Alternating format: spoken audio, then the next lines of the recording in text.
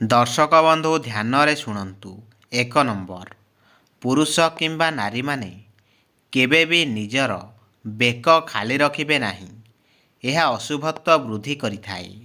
2 number, ତ୍ରୟୋଦଶୀ ତିଥିରେ ପିତାମାତାମାନେ ବାଇଗଣ ଖାଇଲେ ସନ୍ତାନମାନଙ୍କର ଅମଙ୍ଗଳ ହୋଇଥାଏ। 3 ନମ୍ବର, ପୂର୍ବ ଦିଗକୁ ମୁହଁ କରି କେବେ ବି ଭୋଜନ କରନ୍ତୁ ନାହିଁ ଏବଂ ଦକ୍ଷିଣ ଦିଗକୁ ମୁଣ୍ଡ କରି କେବେ ବି ଶୟନ କରନ୍ତୁ ନାହିଁ। ଏହା ଅମଙ୍ଗଳ ହୋଇଥାଏ। 4 ନମ୍ବର, ପିଣ୍ଡଦାନ ବା ଶ୍ରାଦ୍ଧ ଦିନ କେବେ ବି ମିଛ କହିବେ ନାହିଁ, ପାନ ଖାଇବେ ନାହିଁ, ନଦୀ ପାର ହେବେ ନାହିଁ, ଅନ୍ୟ କାହା ଘରେ ଭୋଜନ କରିବେ ନାହିଁ ଏବଂ ଦିନରେ ଥରେ ଭୋଜନ କରିବେ। ଏହା କରିବା ଦ୍ୱାରା ପିତୃପୁରୁଷମାନେ ଖୁସି ହୁଅନ୍ତି ଏବଂ ଆଶୀର୍ବାଦ ଦିଅନ୍ତି। 5 ନମ୍ବର, ସ୍ୱାମୀ ଓ ସ୍ତ୍ରୀ ମଧ୍ୟରେ ମନମାଳିନ ଦୂର କରିବା ପାଇଁ 2ଟି ମୟୂର ପୁଚ୍ଛକୁ ବିବାହ ଫଟୋ ସହିତ ଏକାଠି ରଖିବା ଉଚିତ ହୋଇଥାଏ। 6 ନମ୍ବର, ଘରର ଦକ୍ଷିଣ ପଶ୍ଚିମ ଦିଗରେ ପରିବାର ସଦସ୍ୟଙ୍କର ମିଳିତ ଫଟୋ ଲଗାଇବା ଉଚିତ। ଏହାଦ୍ୱାରା ଶାନ୍ତି ପ୍ରାପ୍ତ ହୋଇଥାଏ। 7 ନମ୍ବର, ଶନି ଗ୍ରହ ପ୍ରତିକାର ପାଇଁ ବାଡ଼ିଅର୍ଚା ଚେର ଶନିବାର ଦିନ ନିଜ ପାଖରେ ରଖନ୍ତୁ। କଳା ଘୋଡ଼ାର ନାଳରେ ମୁଦି ତିଆରି କରି ପିନ୍ଧନ୍ତୁ। କୁଆମାନଙ୍କୁ ଖାଇବାକୁ ଦିଅନ୍ତୁ ଏବଂ ଶନି ଗାୟତ୍ରୀ ମନ୍ତ୍ର ଜପ କରନ୍ତୁ। ଏହା ମଙ୍ଗଳ ହୋଇଥାଏ। 8 ନମ୍ବର, ପିତାମାତାଙ୍କ ଗାଳି ପିଲାମାନଙ୍କ ପାଇଁ ଆଶୀର୍ବାଦ ହୋଇଥାଏ। ଯେତେବେଳେ ବି ପିତାମାତା ଗାଳି କରିବେ ସେତେବେଳେ ତାଙ୍କୁ ଜବାବ ଦିଅନ୍ତୁ ନାହିଁ। 2 ନମ୍ବର, ମା'ମାନେ 5 ଜାଗାରେ ସିନ୍ଦୁର ପିନ୍ଧିବା ଉଚିତ ହୋଇଥାଏ। ଆଜ୍ଞାଚକ୍ର, ସିନ୍ଥି, କାନ, ଗଳା ଏବଂ ଚୁଡ଼ି।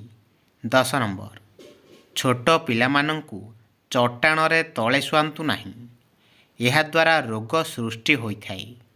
ମନେ ରଖିବେ, ଛୋଟ ପିଲାମାନଙ୍କୁ କେବେ ବି ତଳେ ଶୁଆଇ ଦେବେ ନାହିଁ। 11 ନମ୍ବର, ଛୋଟ ପିଲା ଚମକୁଥିଲେ ଶୁକ୍ରବାର ଦିନ ଗାଈର ଲାଞ୍ଜରେ ଝାଡ଼ିଲେ ଚମକିବାର ଦୂର ହୋଇଥାଏ। ମନେ ରଖିବେ, ଛୋଟ ପିଲା ଚମକୁଥିଲେ ଗାଈର ଲାଞ୍ଜରେ ଝାଡ଼ିଦେବେ, ତାହା ଭଲ ହୋଇଯାଏ। 12 ନମ୍ବର, ବୋହୂ ବାପ ଘରେ ଆଉ ଶାଶୁ ଘରେ ଏକା ଦିନରେ ଭୋଜନ କଲେ ବହୁତ ଅମଙ୍ଗଳ ହୋଇଥାଏ। 13 ନମ୍ବର, ବାରମ୍ବାର ଧନହାନି ହେଉଥିଲେ ଯେକୌଣସି ବୁଧବାର କିନ୍ନରମାନଙ୍କୁ ସବୁଜ ବସ୍ତ୍ର ଦାନ କଲେ ଶୁଭ ଫଳ ମିଳିଥାଏ। 14 ନମ୍ବର, ଯଦି କୌଣସି ଇଣ୍ଟରଭ୍ୟୁ ଦେବାକୁ ଯାଉଛନ୍ତି ତେବେ ଲାଲ କିମ୍ବା ହଳଦିଆ ରଙ୍ଗର ରୁମାଲ ପାଖରେ ରଖିଲେ ଶୁଭ ଫଳ ମିଳିଥାଏ। ମନେ ରଖିବେ। 15 ନମ୍ବର, ନାରୀମାନେ ସ୍ନାନ ପରେ ନିଜର ଆଙ୍ଗୁଳିରେ ସିନ୍ଦୁର ପିନ୍ଧନ୍ତୁ ନାହିଁ। କେବଳ ରୂପା କଣ୍ଟା କିମ୍ବା ଝିଙ୍କ କାଠିରେ ସିନ୍ଦୁର ପିନ୍ଧନ୍ତୁ। ଏହା ସ୍ୱାମୀଙ୍କ ପାଇଁ ମଙ୍ଗଳ ହୋଇଥାଏ। 16 ନମ୍ବର, ପୁରୁଷଙ୍କର ଡାହାଣ ହାତ ପାପୁଲି ଓ ନାରୀର ବାମ ହାତ ପାପୁଲି କୁଣ୍ଡାଇ ହୋଇଥିଲେ ଶୁଭ ଫଳ ମିଳିଥାଏ ଏବଂ ପୁରୁଷର ନାକରେ କେଶ ବଢ଼ିଲେ ଶୁଭ ହୋଇଥାଏ। 17 ନମ୍ବର, ଘରର ଉତ୍ତର ଦିଗରେ ବଡ଼ ଆଇନା ଲଗାଇବା ଦ୍ୱାରା ଆତ୍ମବିଶ୍ୱାସ ବୃଦ୍ଧି ହୋଇଥାଏ ଏବଂ ନୂତନ ଅବସର ପ୍ରାପ୍ତ ହୋଇଥାଏ।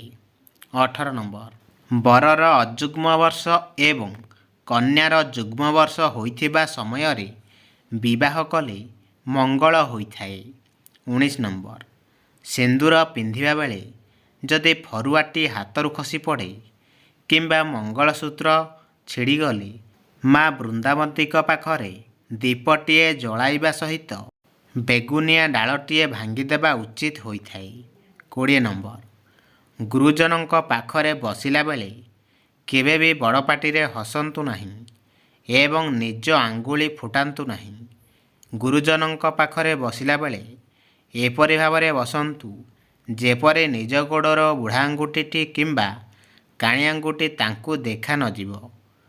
21 ନମ୍ବର, ବୁଧବାର କିନ୍ନରମାନଙ୍କୁ, ଶନିବାର ଛୋଟା ବ୍ୟକ୍ତିଙ୍କୁ, ରବିବାର ଅନ୍ଧ ବ୍ୟକ୍ତିଙ୍କୁ ଦାନ କଲେ ଶୁଭ ଫଳ ମିଳିଥାଏ। 22 ନମ୍ବର, ମୁହଁରେ କଳା ଦାଗ ଥିଲେ ଶିମୁଳି ଗଛର କଣ୍ଟାକୁ ଗାଈର କଞ୍ଚା କ୍ଷୀରରେ ବାଟି 15 ଦିନ ମୁହଁରେ ଲଗାନ୍ତୁ ଏବଂ ଅରଖ ଗଛର କ୍ଷୀର ସହିତ କଦଳୀ ବାଟି ମୁହଁରେ ଲଗାଇଲେ ସବୁଦିନ ପାଇଁ ଦାଗ ଲିଭିଯାଏ। 23 ନମ୍ବର। ଦର୍ଶକ ବନ୍ଧୁ, ସକାଳୁ ପ୍ରଥମ କୁଳୁକୁଚା ପାଣିରେ ଆଖି ଧୋଇଲେ କୌଣସି ଆଖି ରୋଗ ରହିବ ନାହିଁ। 24 ନମ୍ବର। କେଶ ଉପୁଡ଼ୁଥିଲେ ଲୁଣ ଗୁଣ୍ଡ ଏବଂ ଦୁଦୁରା ପତ୍ରର ରସ 7 ଦିନ ଲେଖାଏଁ ମୁଣ୍ଡରେ ଲଗାନ୍ତୁ, ତାହା ଦୂର ହୋଇଥାଏ। 25 ନମ୍ବର। ନାରୀ ଋତୁମତୀ ହେବାର 4 ଦିନ, 6 ଦିନ, 8 ଦିନ, 10 ଦିନ, 12 ଦିନରେ ଯଦି ଗର୍ଭ ରୁହେ ତେବେ ପୁତ୍ର ସନ୍ତାନ ଜାତ ହୋଇଥାଏ। 26 ନମ୍ବର। ମା' କ୍ଷୀର ହେଉନଥିଲେ କପା ପତ୍ରର ରସ 2 ଚାମଚ 7 ଦିନ ଖାଇଲେ ଅଧିକ କ୍ଷୀର ହୋଇଥାଏ। 27 ନମ୍ବର। ଗର୍ଭବତୀ ନାରୀ ଏବଂ ଛୋଟ ପିଲାମାନଙ୍କ ପାଇଁ କମଳା ରସ ଅମୃତ ତୁଲ୍ୟ ହୋଇଥାଏ।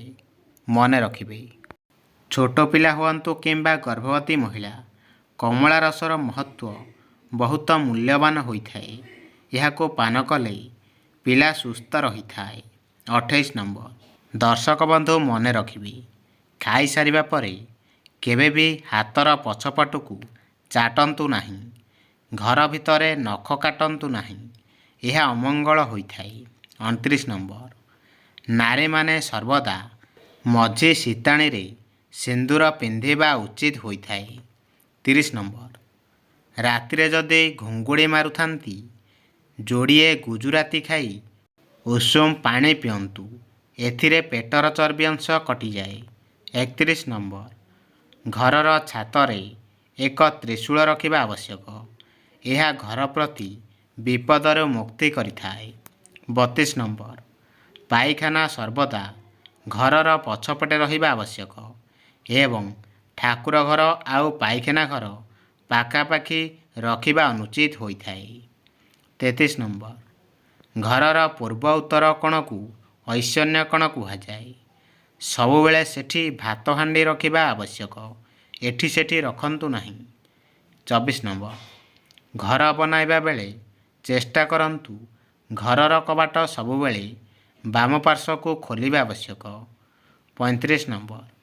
ଘରେ ଆପଣ ଠାକୁର ପୂଜା କରୁଛନ୍ତି ଯଦି ଆପଣ ଯୋଡ଼ାଏ ଶଙ୍ଖ ଠାକୁରଙ୍କ ପାଖରେ ରଖି ପୂଜା କରିବା ଆବଶ୍ୟକ, ତାହେଲେ ଘରର ବହୁତ ଶୁଭ ହୋଇଥାଏ। 36 ନମ୍ବର। ଖଟ ପଲଙ୍କରେ ଲୁଗା ଶୁଖାଉଥିଲେ କେବେ ବି ଛାୟା, ଚଡ଼ି, ବ୍ଲାଉଜ ଏଭଳି ଇନର ବସ୍ତ୍ରକୁ ଶୁଖାଇବେ ନାହିଁ, ଏହା ଅମଙ୍ଗଳ ହେଉଥିଲେ। 37 ନମ୍ବର। ଛୋଟ ପିଲାଙ୍କ ବିଛଣା ତଳେ ଲୁହା ଏବଂ କଳା ଟୀକା ରଖନ୍ତୁ, ଏହାଦ୍ୱାରା ପିଲା ଉପରେ ଖରାପ ଶକ୍ତିର ପ୍ରଭାବ ପଡ଼ିନଥାଏ। 38 ନମ୍ବର। ଘରୁ ବାହାରକୁ ଗଲାବେଳେ ମୁଣ୍ଡରେ ଟିକେ ଚନ୍ଦନ ଲଗାଇ ଯାଆନ୍ତୁ, ଆପଣଙ୍କର କାମ ଜୟ ହେବ। 39 ନମ୍ବର। ଅନ୍ଧାରୁଆ ସ୍ଥାନରେ ଏକୁଟିଆ ବସନ୍ତୁ ନାହିଁ କିମ୍ବା ଭୋଜନ ମଧ୍ୟ କରନ୍ତୁ ନାହିଁ, ଏହା ଅମଙ୍ଗଳ ହୋଇଥାଏ।